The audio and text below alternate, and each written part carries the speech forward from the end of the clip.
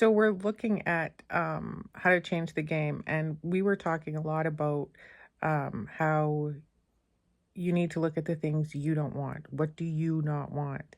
And one of the things that came to me is how many people are addicted to the things that they don't want? How many of the things do they constantly call in on a regular basis because it's part of their identity?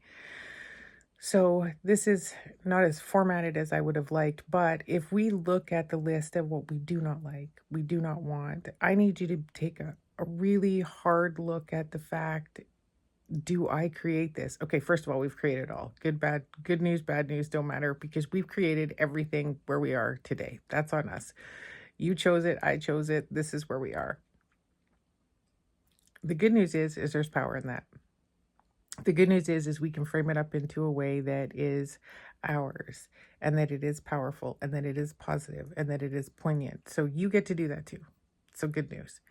The bad news is that you're going to have to address how many of those things that are in your life repeatedly do you identify as being part of you? Do you identify yourself as, I'm an excellent crisis manager, or I always end up being in this situation? Well, if that's the case, are you addicted to that? Are you addicted to being needed or needing someone? Are you addicted to? So I need you to look at it with a really, really scrutinous lens and understand if you brought that in. Did you bring that into you, or did some external force? Well, at the end of the day, it's still you. But I need you to understand what it is that you identify as.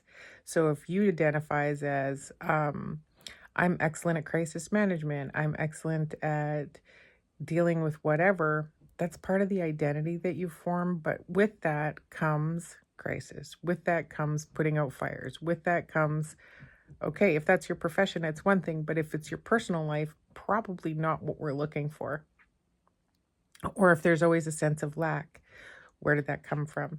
So I don't necessarily want a whole bunch of shadow work done on it. I just need you to address that that is inherently who you believe you are. And if you believe that, then we can change that script when we write what I want.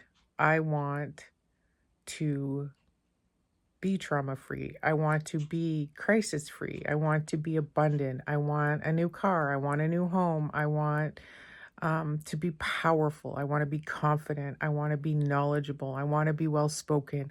I want to be whatever those things are. Then, when we're in those, we also understand that innately we have this habit of bringing in the things that we don't.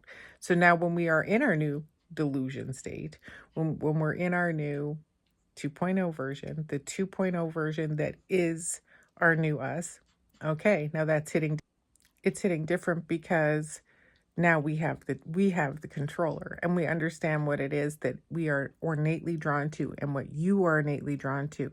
And that is where we have to apply extra effort in the new belief in how we behave, right? It is the taking the new concept and making sure that that is in the place we operate. So you operate in a place of power. You operate in a place of abundance. You operate in a place of peace. You operate in a place of conscientious behavior of what you are putting out there, and that will be the ticket. That will be the ticket into which we, as in we, me, you, change the game.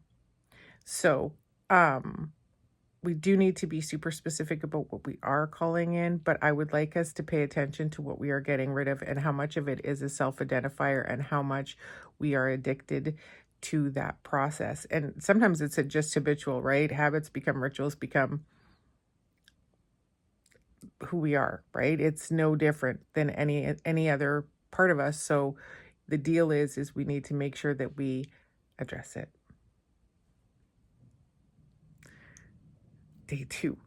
Day two. That was a lot. But listen, you've got this. You've got this. And if you have questions, do let me know.